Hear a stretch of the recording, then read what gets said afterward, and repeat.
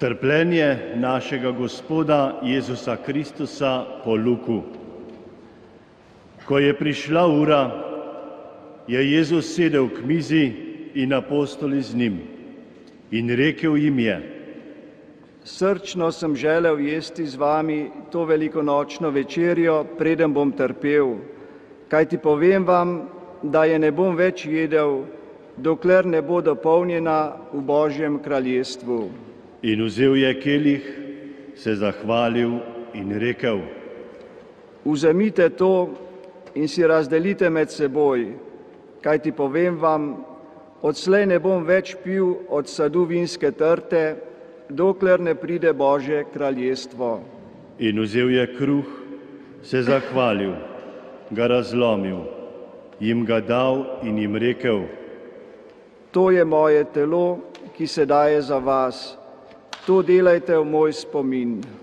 Prav tako je po večerji vzel tudi kelih in rekel: Ta kelih je nova zaveza v moji krvi, ki se preliva za vas. Toda glejte, roka mojega izdajalca je z menoj pri mizi. Sin človekov sicer gre, kakor je določeno, toda gorje tistemu človeku, ki ga izdaja. Apostoli pa so se začeli spraševati, kdo izmed njih bo to storil. Med njimi je nastal tudi prepir, kateri izmed njih se zdi največji. On pa jim je rekel: Kralji narodov gospodujejo nad njimi in njihovi oblastniki se imenujejo dobrotniki. Med vami pa naj ne bo tako, ampak največji med vami naj bo kakor najmlajši in predstojnik kakor strežnik. Kdo je namreč večji, kdor sedi pri mizi ali kdor streže? Mar ne tisti, ki sedi? Jaz pa sem sredi med vami kakor tisti, ki streže. Vi ste vztrajali z menoj v mojih preizkušnjah. Prepuščam vam kraljestvo, kakor ga je meni prepustil moj oče, da boste jedli in pili pri moji mizi v mojem kraljestvu in sedeli na prestolih, ter sodili 12 Izraelovih rodov. Simon, Simon, glej, Satan vas je hotel dobiti, da bi vas presejal kakor pšenico.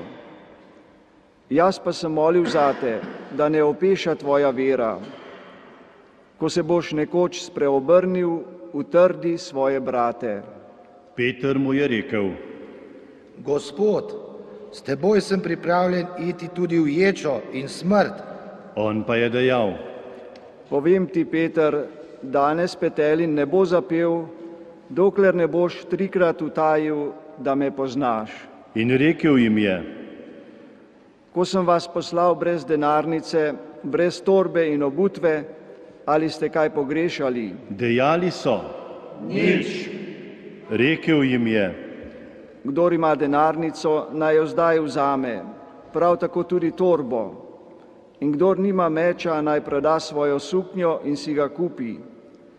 Povem vam namreč, da se mora na meni izpolniti to, kar je pisano: med hudodelce je bil preštet. To, kar se nanaša name, se bliža izpolnitvi. Rekli so: Gospod, glej, tukaj sta 2 meča. On pa jim je dejal: Dovolj je. Šel je ven in se kakor ponavadi napotil proti Olski gori. Tudi učenci so šli z njim. Ko je prišel na tisti kraj, jim je rekel: Molite, da ne pridete v skušnjavo. Sam pa se je oddaljil od njih približno za lučaj kamna.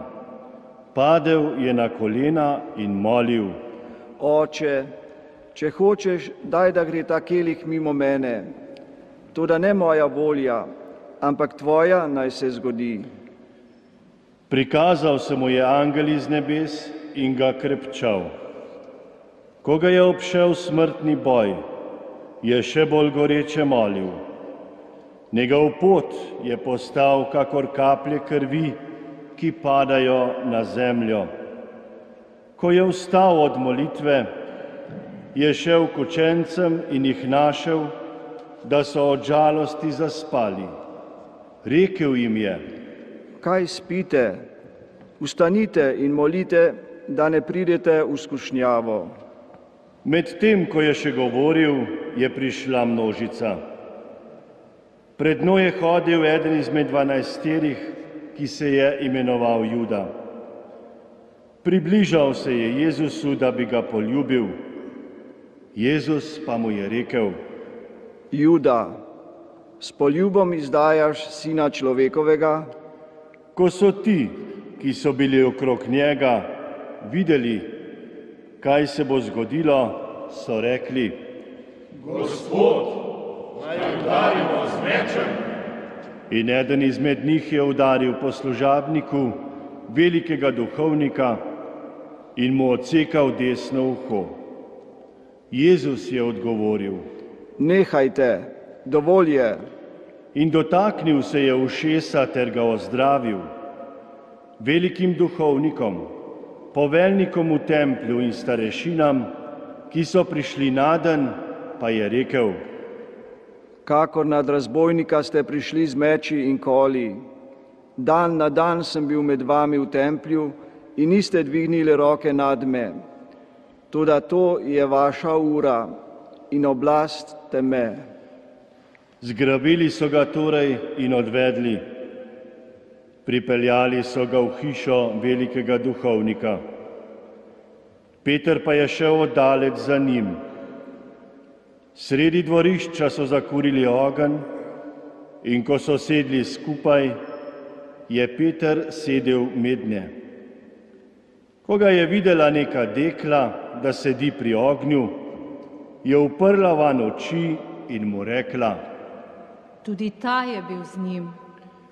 On pa je tajil in dejal: Ne poznam ga, žena. Kmalu na to ga je videl nekdo drug in pripomnil: Tudi ti si izmed njih. Peter pa je rekel: Človek Božji, nisem. Kakšno uro pozneje je spet nekdo drug zatrjeval: Res je, tudi ta je bil z njim, saj je vendar Galilejec. Peter pa je rekel: Človek Božji, ne vem, kaj praviš. In tisti trenutek, ko je še govoril, je petel in zapel. In Gospod se je obrnil in se ozrl na Petra. In Peter se je spomnil Gospodove besede, kako mu je rekel: Preden bo danes petel in zapel, me boš 3-krat zatajil. In šel je ven in se bridko zjokal. Možje, ki so imeli Jezusa vklenjenega, so ga zasmehovali in pretepali. Zakrili so mu obraz in ga spraševali: Prerokuj, kdo te je udaril? In še veliko drugih kletev so izrekali zoper njega. Ko se je zdanilo, so se zbrale starešine ljudstva, veliki duhovniki in pismouki, ter ga privedli pred svoj veliki zbor. Rekli so: Povej nam, ali si ti Mesija? Rekel jim je: Če vam povem, mi gotovo ne boste verjeli. In če vas vprašam, mi gotovo ne boste odgovorili. Toda odslej bo Sin človekov sedel na desnici Božje moči. Vsi so dejali: Ti si torej Božji sin? Rekel jim je: Vi pravite, da sem. Oni pa so dejali: Kaj potrebujemo še pričevanja, saj smo sami slišali iz njegovih ust. Vzdignila se je vsa množica in ga peljala k Pilatu. Začeli so ga tožiti in so govorili: Tega smo zalotili, da zavaja naš narod in brani dajati cesarju davke ter pravi, da je Mesija, kralj. Pilat ga je vprašal: Si ti judovski kralj? On pa mu je odgovoril: Ti tako praviš. Pilat je rekel velikim duhovnikom in množici: Nobene krivde ne najdem na tem človeku. Oni pa so še bolj pritiskali in govorili: Ljudstvo hujska, ko uči po vsej Judeji, od Galileje, kjer je začel, pa vse do sem. Ko je Pilat to slišal, je vprašal, ali je ta človek Galilejec. In ko je izvedel, da je izpod Herodove oblasti, ga je poslal k Herodu, ki je tudi bil tiste dni v Jeruzalemu. Ko je Herod zagledal Jezusa, se je zelo razveselil. Že precej časa ga je namreč želel videti, ker je slišal o njem. Pričakoval je, da ga bo videl narediti kakšno znamenje. Spraševal ga je z mnogimi besedami, Jezus pa mu ni nič odgovoril. Veliki duhovniki in pismouki so stali zraven in ga silovito obtoževali. Herod ga je skupaj s svojimi vojaki zasramoval, ga v posmeh ogrnil v bleščeče oblačilo in poslal nazaj k Pilatu. Tisti dan sta se Herod in Pilat spoprijateljila, prej sta se namreč sovražila. Pilat je sklical velike duhovnike, voditelje in ljudstvo ter jim rekel: Pripeljali ste mi tega človeka, češ da zavaja ljudstvo. Jaz pa sem ga v pričo vas zaslišal in nisem našel na njem nobene krivde v stvareh, zaradi katerih ga tožite. Tudi Herod je ni našel, ker ga je poslal nazaj k nam. Glejte, nič takega ni storil, zaradi česar bi zaslužil smrt. Dal ga bom torej pretepsti in ga izpustil. Tedaj so vsi hkrati zavpili: Proč s tem, izpusti nam Baraba. Tega so namreč vrgli v ječo zaradi upora, ki je nastal v mestu in zaradi umora. Pilat jih je znova nagovoril, ker je hotel izpustiti Jezusa. Oni pa so kar naprej vpili: Križaj, križaj ga. Še tretjič jih je vprašal: Kaj je vendar hudega storil? Ničesar, kar bi zaslužilo smrt, nisem našel na njem. Dal ga bom torej pretepsti in ga izpustil. Oni pa so še vedno na ves glas kričali in zahtevali, naj ga križa. In njihovo vpitje je postajalo vse glasnejše. Pilat je razsodil, naj se izpolni njihova zahteva. Izpustil je tistega, ki je bil vržen v ječo zaradi upora in umora, in so ga zahtevali. Jezusa pa je izročil njihovi volji. Ko so ga odvedli, so prijeli Simona iz Cirene, ki je prihajal s polja, in mu naložili križ, da ga je nesel za Jezusom. Za njim je šla velika množica ljudstva, tudi žene, ki so se tolkle po prsih in jokale zaradi njega.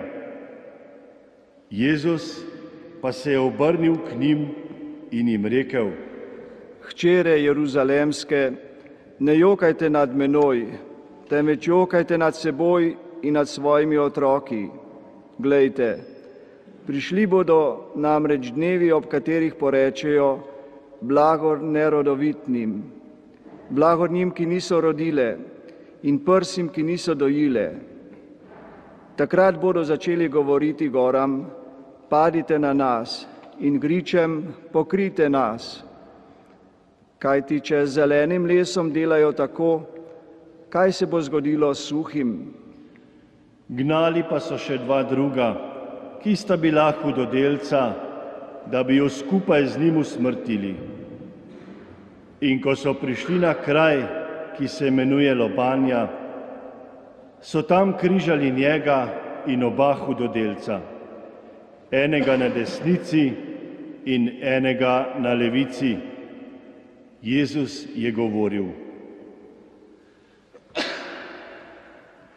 Oče, odpusti jim, saj ne vedo, kaj delajo.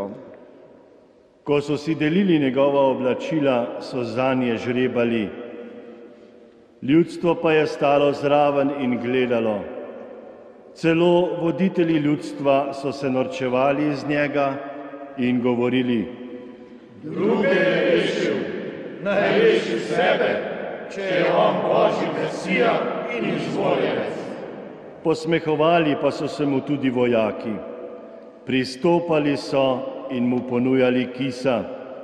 Govorili so: Če si judovski kralj, reši samega sebe. Nad njim je bil tudi napis: Ta je judovski kralj. Eden od hudodelcev, ki sta visela na križu, ga je preklinjal in mu govoril: Ali nisi ti Mesija? Reši sebe in naju. Drugi pa mu je odgovoril in ga svaril: Ali se ne bojiš Boga, saj te je zadela enaka obsodba, in naju po pravici, kaj ti prejemava primerno povračilo za to, kar sva storila. Ta pa ni storil nič hudega. In govoril je: Jezus, spomni se me, ko prideš v svoje kraljestvo. In on mu je rekel: Resnično povem ti, danes boš z menoj v raju. Bilo je že okrog 6. ure, ko se je stemnilo po vsej deželi do 9. ure, ker sonce ni dajalo svetlobe. Zagrinjalo v templju se je pretrgalo po sredi. Jezus je zaklical z močnim glasom in rekel: Oče, v tvoje roke izročam svojo dušo. In ko je to rekel, je izdihnil.